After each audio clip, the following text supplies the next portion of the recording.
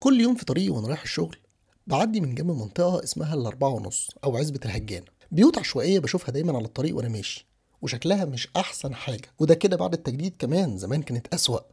علشان كده فكرت وقلت ليه ما نعملش فيها تغييرات بسيطة تغير شكلها تماما. يلا نشوف. خدت صورة لواحد من البيوت دي وقررت أصممه من جديد. ظبطت مقاسات الشبابيك علشان يكونوا كلهم على خط واحد، عملت شيش خشب في شوية منهم علشان ياخد الروح المصرية، زودت كتلة في النص هنا، وعملت واحدة تانية ورا علشان أظبط النسب. أنا عارف إننا فوق كوبري، بس تعالوا نفترض إن ده شارع علشان الموضوع يبان.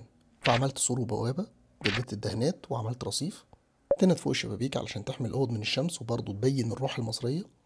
نضفت بقى المبنى، شلنا أطباق الدش اللي موجودة على السطح دي، ظبطنا الألوان شوية علشان تبقى أحلى، حطينا شوية زرع على السطح وقدام البيت، وفي الآخر ده بقى شكله النهائي. يعني هو كان كده وبقى كده.